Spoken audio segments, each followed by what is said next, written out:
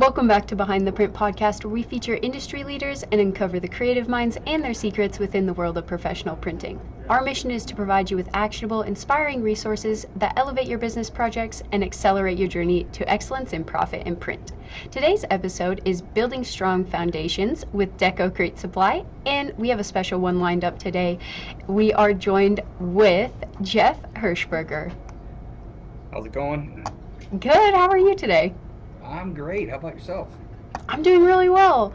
But to start us off, tell us a little bit about DecoCrete Supply and who you primarily serve in the decorative concrete industry. Sure. So we primarily serve concrete contractors in general. I mean, we kind of specialize in decorative concrete supplies. So, we really have, probably even more to offer to the decorative concrete contractor. But honestly, it's just pretty much any concrete contractor in general. Anything from just standard normal stuff that you can get anywhere all the way to very highly specialized tools and products, but also DIY. That's something that we've probably put more focus on in the last 4 or 5 years, is really trying to get good information out there. And so I would throw DIYers into the mix. Anybody who's doing anything with concrete, I feel like we probably have something a little bit about DecoCrete. And again, I sort of refer, our company has a couple different layers to it, if you will. So what you guys know is DecoCrete Supply, our retail end, and that's where I started in the company. And that was kind of DecoCrete's first venture, was the supply end of things. And I want to say that started in 2006, and it started as one store, but it started in our owner's basement.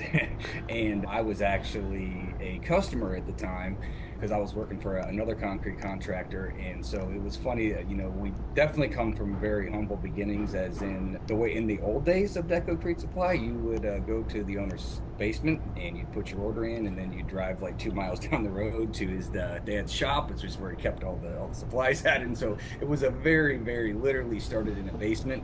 And then a few years down the road, they built a decent sized building here in Orrville, Ohio, and that grew fairly fast and ended up opening, more stores throughout the state of Ohio. And then just kind of big picture, DecoCrete in general, we manufacture a lot of different decorative concrete tools and supplies, anything from concrete stamps to a variety of texturing tools, and then all the, colorants and overlay products and anything involved with decorative concrete we actually manufacture right here in Dalton. That's awesome. So you have such a wide variety of products and also a huge expansion that helped impact all of this. But Jeff, tell me, what's your role in helping the business grow and succeed in this industry?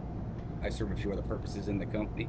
Now, don't get me wrong, we all strive every day to develop new business, and throughout the week, that is a part of my job, but I don't quite look at it at that. But that is, my title is very simple, just training lead, and I try to keep it as simple as possible. So that's a big part of my role here, is creating the training content, putting on the live trainings, and everything that goes along with that, which is, it's not an everyday job, but it's generally about 1 week out of the month. In fact, the next week we have a training class at our Columbus store, and so this kind of happens not every single month, but most months we have a training class. So that's a big part of it. But also I definitely have something to do with the marketing end of things. I mean, again, I'm not the one putting the marketing stuff together, but just more of a input standpoint from marketing. But then also, and again, we look at it as training, marketing, everything kind of goes hand in hand, as well as our social media, which is another big part of my job, is from a YouTube end of things, in the content, coming up with the concepts, being on camera. I don't edit any of the videos or do any of the filming or anything like that, but, just kind of keeping that ball rolling is honestly, between that and training and, little snippets of marketing here or there, that's pretty much fills up my days. Sounds like a busy schedule. It is, sure. So you guys offer a lot of resources for the professionals using these tools, from training to product guidance, but what are some of the biggest challenges contractors face, and how do you help them overcome these challenges? Some of the biggest challenges, and again, it kind of depends on what sort of snippet you grab out of the concrete industry or the decorative concrete industry, but, new products, new procedures, people trying to learn new things to offer to their customers is a big challenge, because this is one of those things that, depending on the job, they're risking a lot of money, a lot of their own money, as if this job goes wrong and it doesn't turn out right. It's a lot of risk to them. So trying to, be helpful in help them along with that, is part of our job. But that's one of the big challenges, keeping up with new technology. This business, it's been around for a little while now, but in the grand scheme of things, it's a pretty young industry, so things are happening pretty fast. So just trying to keep up with some of that stuff can be tough. And honestly, trying to not get stuck in a this is how we did it 15 years ago mindset. And that's part of what we try to provide, is just the constant education on that part. Finding good employees is a huge challenge in this business. That this is really hard. What our customers do is really hard physical work, and it might not look that attractive to young people. And so that is probably another one of the bigger challenges out there, is getting new people excited and interested about it that actually want to do this for a living. Yeah, because it's pretty interesting, from like the stamps to the extra tools that you use on your website. It all has a purpose, and it's all like pretty specialized to what it does. So learning those tools and learning what they do is probably pretty important. It is. It's very important, and again, their job is to turn out the best product they can, and that's what we feel like our job is, to help them turn out that sort of product. And so, yep, keeping up with that stuff, and from that end, it would be a lot of training stuff. But it's honestly on our end, just trying to be visible, just trying to get new people to learn about us, I guess, if you will, because we feel like, again, we have something to offer to pretty much anybody who's in this industry or DIYers. And even from a, finding good people standpoint, we feel like we can help there to not only in trying to raise awareness to decorative concrete and show young people how cool this stuff is and try to get them interested in it. And we actually have a little career day that we do at our shop here that try to get, people who are already in a construction program, at their school. This is another place they can go to expand it even a little bit more. But also all of our different training events and the different shows that we do, and our big show that we put on here, really try to help people network with each other as well. And it's a really cool thing about this, the decorative part of the concrete industry, is that everybody is very willing to network with each other. You don't see a lot of fighting or things like that. So our goal is to try to bring people together, and hopefully they meet up and they end up working together at some point. That's a great avenue to go down, especially with all the resources and all the tools and advice that you have. That expertise goes a long way. And you mentioned how DecoCrete Supply is a pretty new business, but decorative concrete techniques trace back over a century. With DecoCrete Supply, absolutely.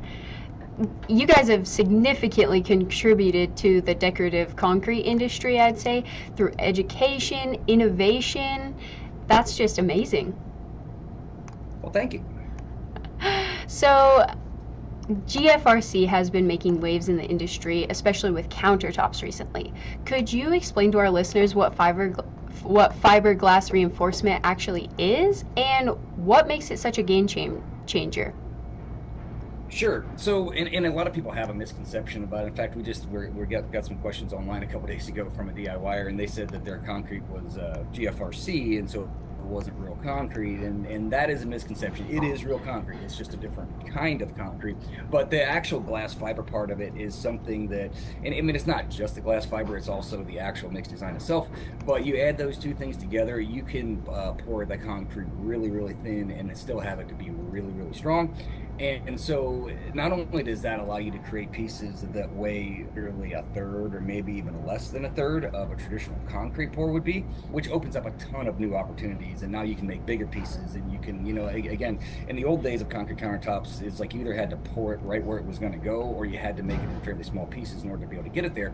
So this is a way that just opens up a whole new, avenue there. But not only that, design opportunities are also endless with GFRC, because you're not bound to having to hold the concrete back like you would in a traditional pour. This is something that you could literally spray right up a wall and hand pack it on there, and you can make a vertical panel without a second form on the other side. And so it literally changes everything when guys get into that. Like everything you see nowadays, as far as the sinks that are incorporated into countertops, all the cool concrete furniture out there, most of that is possible with GFRC. Now it's funny because you mentioned the decorative concrete. The techniques actually came from centuries ago, and that part of it is actually really, really cool to me. I love studying the history of concrete and the history of decorative concrete, even as we know it. But yes, by even hundreds of years ago, people were still doing decorative things with a cementitious material, so technically that's decorative concrete.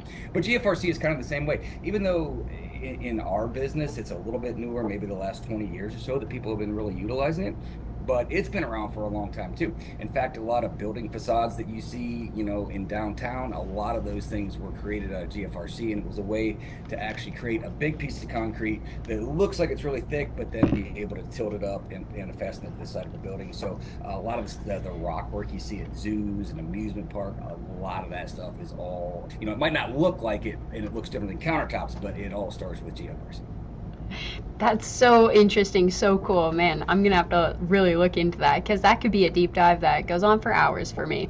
For sure. And I'd love to talk to you about it more later. That would be fine. So, For sure, for sure. So, what do you think makes you guys stand out in the decorative concrete industry?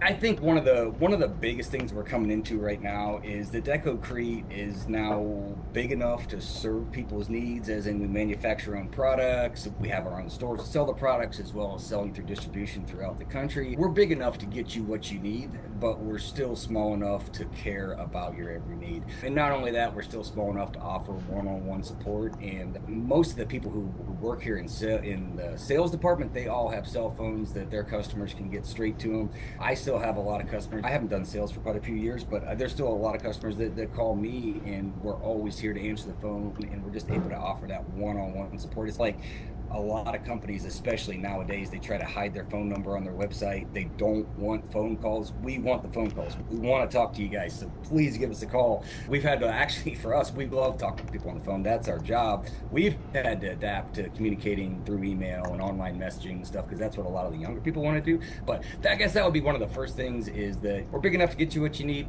We're small enough to care about your every need, but we're also here to offer as much support as we possibly can. And aside from that, I would say our focus on innovation, and the fact that our owner started as a concrete contractor. I started as a concrete contractor. So did a lot of the other people who work here at DecoCrete.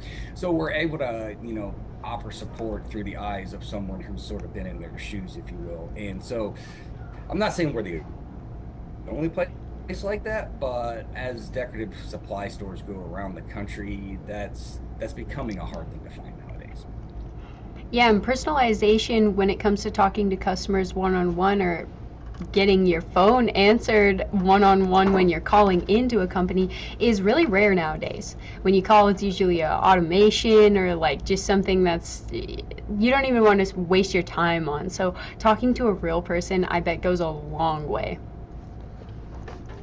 Absolutely. And again, it kind of goes hand in hand with this industry, is that these are real people doing real work on real job sites, and they want a real person to talk to. They don't want to talk to AI or something else. And it's funny how you mentioned like the automated services we have at our main store, which is where a lot of our, big picture stuff happens, accounting and human resources and that kind of stuff.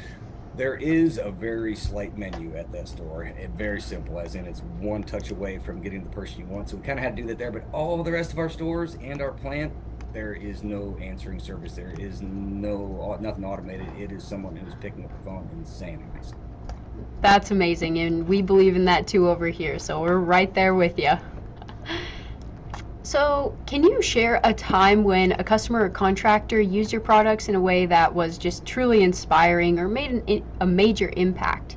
Maybe a project where DecoCrete's materials or training helped someone transform their business and just create something truly inspiring.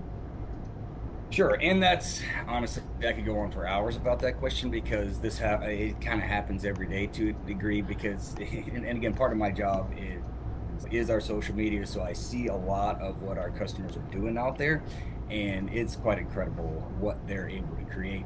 But I guess a couple specific things. You mentioned the training part of it, and this is one of my favorite stories to tell.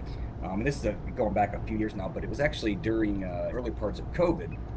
There was a gentleman actually from the Northwest who had I don't know the right term here, but I'm going to call it a flower farm, essentially. Like, basically, he had this big farm and he had his own flower nursery, and it was actually a really good business for him. But most of his business went to weddings and public events and things like that. And during that COVID time, that just shut off. There was nothing happening.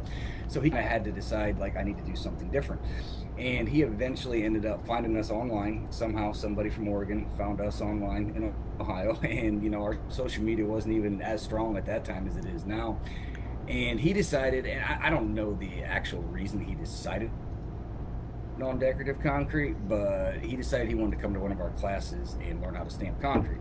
And when he got here, I was talking to him a little bit, and not only had he never done any stamped concrete or any kind of decorative concrete, period, he had only poured concrete like 1 or 2 times. And so he was very, very new at this. And two, this kind of makes us nervous sometimes, where it's like, we're here to teach people how to stamp concrete, which is a pretty high-end technique.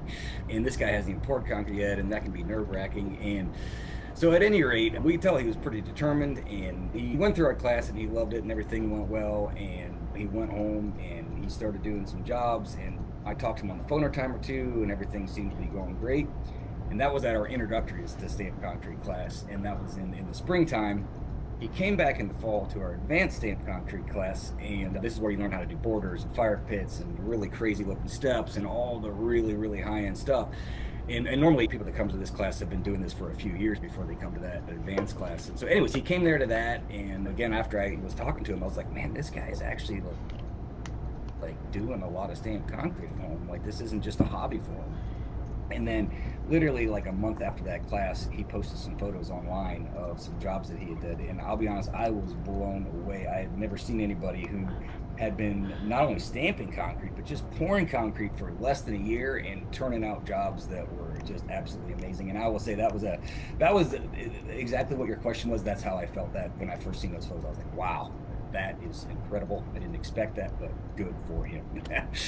And then there was also, this was a kind of a cool thing. Anytime any of our stuff gets used somewhere public or somewhere cool, but one of my favorite things I can remember, and I didn't know this was happening until I just seen the photos on Facebook, but so a local contractor to our Cleveland store had used some of our metallic epoxy products, and he used them in the Cavaliers team shop.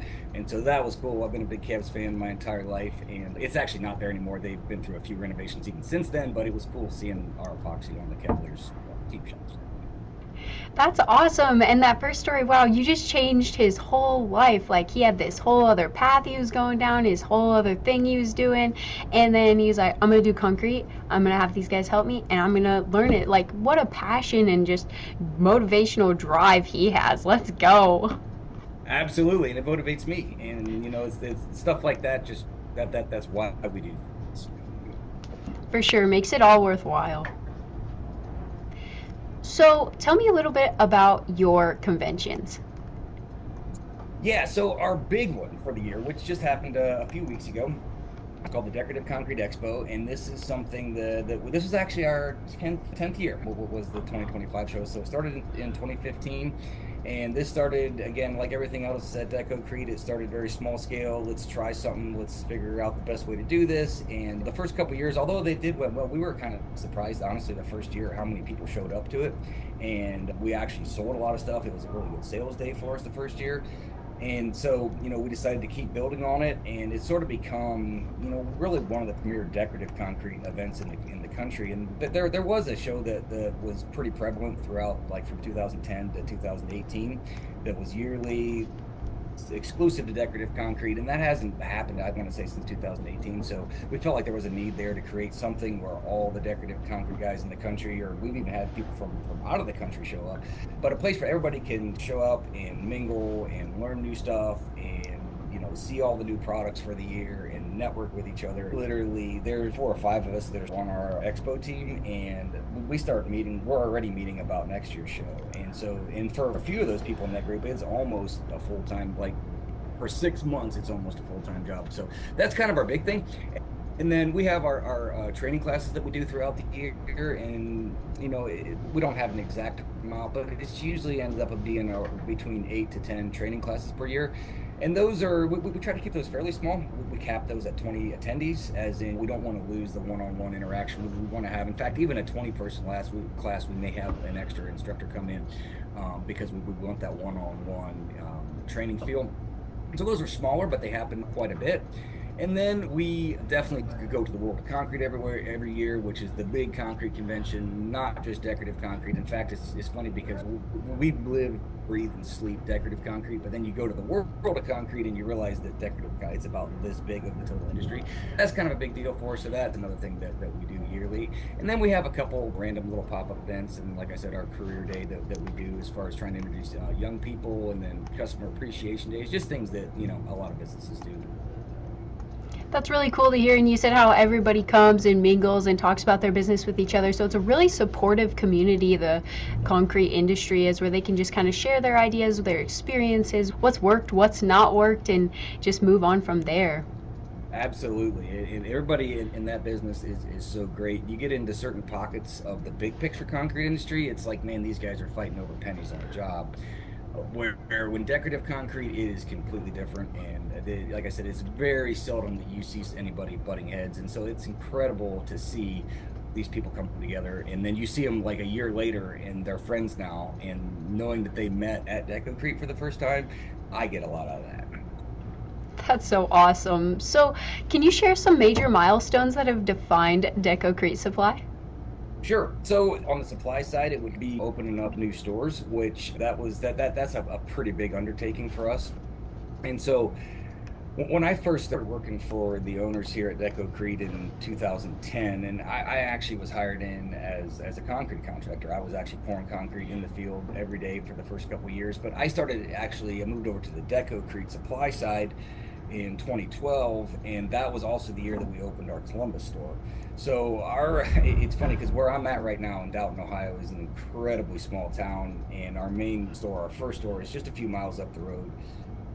Although it is our largest store and it does the most volume for us, it doesn't make any sense because we're in a very rural part of the state. But opening up a store in a major market was a big deal to us. Now, all of a sudden, there are limitless opportunities as far as other contractors out there. In fact, even a store like Columbus, which is, like I said, 2012 was that first year, they're still meeting people that didn't know about us, we didn't know about them.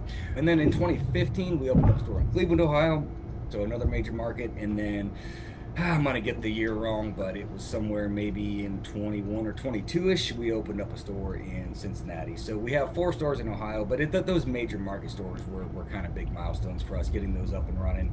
A lot of others have tried, and we've been able to sustain it, so we feel really, really good about that. And then also kind of getting another big milestone was getting into the manufacturing end of things and starting to create our own mixes and stamping tools and things that we wanted to do for a long time. Like it's really cool for us to be able to make the way that you want to make it. And so that happened for us, like I said, it was about 4 or 5 years ago. And so kind of busting into that market, what was a big deal for a milestone for us as well. And honestly, on that side of things, we have milestones like every year because we started from scratch, like zero, like we had no developed tools. So everything had to come from the bottom. And so every time we make something new, it is a big deal. Yeah, that's really exciting, and you're reshaping how they use decorative concrete in a way, because you're creating products that weren't there before or are different and more customized than they were before. So that's really cool. Absolutely. And again, the people that design these tools have poured and stamped concrete most of their life. So they have a really good idea of what's going to work, what's going to make things easier for people. Is there a way that maybe a tool that you used to have to bend over in the past, now you can use it standing up? And so just little things like that. And again, for us, we have to do those things because we are the small guy in the industry on the manufacturing side of things. And so everything we make that's new, there has to be a reason why they're going to go with our stuff as opposed to somebody else who's already had a tried and true product for 20 years. And so innovation is really, to us, that is the key of it. And as industry leaders, I think that process comes pretty naturally for you guys. Sure, absolutely. So where do you see the industry headed in the next 5 to 10 years, and what would you recommend contractors do to stay ahead of the curve? So as far as where it's headed, it has been growing at a very rapid rate for the last 20 years, and I expect it to continue to grow like that over the next, I think you said you were asking for 5 to 10 years. So barring any major catastrophes or downturns in society, I could see it's just going to continue to climb the ladder, if you will. And there's still so many people end users out there that still haven't seen stamped concrete, although that one's starting to get to the point where everybody knows what that is. But there's just so many other little corners of decorative concrete that nobody knows exist. And the more people are showcasing what they can do online, and social media is a big part of that, the more end users that see it out there, and all of a sudden they're interested, and it just continues to drive the industry even farther. So I see it continuing to grow. And somebody if you got into this business 10 years ago, you're in great shape right now, as in and things are as good as they've ever been. But even somebody who's starting right now, again, this industry still has plenty of room to go. Now, as far as staying ahead of the curve, look at it as sort of a two-tiered approach, as in, A, don't forget about what got you where you are, and don't just abandon all the stuff that you're already doing that works great for you daily. But in order to grow with the industry, you are going to have to adopt new processes, new tech, maybe offer something that you didn't offer in the past. And so my advice would be continue to learn every single day. Don't just gloss over things, because I guess kind of like one of those, oh, we don't do that sort of thing. At least try it and get your hands in it. Prove to yourself that you don't want to do it, as opposed to hearing from someone else, oh, you don't want to do concrete countertops, oh, you don't want to do epoxy floors, because they might have had a bad experience and it might not have worked for them, but that doesn't mean that it's not going to work for you. Right, you just got to be adaptable and move with it. Adapting, that would actually be, if I could pick one word, it would be that one right there. Adaptable, love it. So tell me, what's next for DecoCrete Supply? Any exciting projects or expansions on the horizon? New products are one of the big things right now. We don't have any new stores slated to open. Again, we really try to keep our stores in the state of Ohio, because we are starting to, from the manufacturing end of things, we're really starting to branch out throughout the country through distribution. And we don't want to open up stores where we could have potential distributors in that area. So we're keeping our stores in Ohio, and we don't have any plans of any right now. Doesn't mean it wouldn't ever happen, but I see that part has really slowed down. So it's opening up new distributors, continuing to come up with new products. We launched 2 new sets of full sets of stamps this year, as well as a few tools. So we're going to be developing some more of those, and just basically continuing to do what we do on the innovation side of things, and continue to grow where we're at. As far as, I don't have any specific specifics on any projects, but just continuing to do what we've done over the last couple of years. That's awesome, really exciting. You guys have made it such a far way now. I mean, keeping going seems like the best idea. That's where we're at. So on the flip side, what are some challenges holding you guys back right now? A big one is awareness. Again, we feel like if we can get a concrete contractor to meet us and hang out with us for a couple hours, we feel like we can really make a good connection. But that's hard to do when you're trying to branch out to the entire country as opposed to just local business. So continuing to raise awareness for DecoCrete, and those are things that we continue to try to do on our social media and try to get out there as much as possible. But that's one of the biggest things there, is just if we can meet you guys, man, we feel like we got a really good chance. Just like the concrete contractor, I mean, another big thing for us is people. I mean, we have a lot of really, really great people here, but in order to get to even bigger, you always are going to need more people. And so it's funny, because when I started working here, man, I want to say there was like maybe 3 or 4 employees, and I've lost track now, but I know that there's over 50, and that feels like a lot to me. But when you look at some of the bigger companies who are completely have a huge presence nationwide, or maybe even on a little bit of a global scale, you do need more people. So that's another one of our challenges. So we're always looking for people. If you're out there and you're watching this and you think you got something to offer, let us know. You guys heard him. If you're into the concrete, go check out DecoCrete Supply. Love to talk to you. And your work is all about bringing ideas to life, bringing people's dreams to life through just concrete. But how do you use print to amplify your message? Well, it's funny you would ask, because we have this beautiful product catalog here that is new to us. This is a big deal. So thank you guys for doing such a great job on this and getting it to us on time and all that stuff. But things like this are, and again, this is our first version of this. So this was a big deal to get this out this year. But we use print as in, obviously this industry is very visual, and so photos are big. We need to get photos in front of people as far as that part goes, just to get them interested, show them what we have, what we can do, an actual decent catalog that people can flip through, and obviously a lot of this lives online. I'm still old school. I love things like this that I can flip through and keep on my desk, but I know a lot of people nowadays have a different attitude on that. We offer it in both, but also I'd say from a training end of things, we do offer a lot of that. When people come to one of our classes, we actually give them a physical binder with a lot of literature in there, kind of like sort of a little textbook, if you will. So we use print for that part of it. On a local scale, again, very visual, but a big part of our store functions is we rent a lot of concrete stamps to local customers, and it makes a lot of sense if you're a local concrete contractor. Instead of owning 30 sets of concrete stamps, that would be a lot of money you would tied up if you bought that. many. So we house a lot of them at our stores, and that way they can come and rent them from us, and it doesn't matter what their customer chooses. We have it here for them. So that's another thing that we utilize print a lot, kind of for them as a sales tool for them, as in they can come to our shop, they can get a stack of those brochures, they can hand them to their customers, and then they're able to flip through and sort of do their own things and choose a picture of the pattern they like, pick the colors that they want, and that sort of stuff. Yeah, for sure. When it comes to home renovation, those samples are much needed. Yep, and I'm one of those people that'll sit there and look at that for like 2 weeks straight and have a hard time deciding what to pull the trigger on. So I understand. Yes, definitely need to see it before you can put it in your house. So if you had a day completely free to spend however you like outside of the office, what would you be doing? I have a few hobbies that I'm really highly active in, and we're just coming out of snowboard season, so that one's going to be over for the year now. But I've been into snowboarding from a young age, and I live in Ohio, so it's not that good around here, but we do have some local hills, so that's something that I really highly enjoy doing. In the summertime, it's more fishing, golfing, that kind of stuff. But ultimately, if I had a free day, I would be spending it with my girlfriend and my dog. Awesome, I love that. So tell us a little bit about how our listeners can get in touch with you to learn more or collaborate on a project or just sign up for class.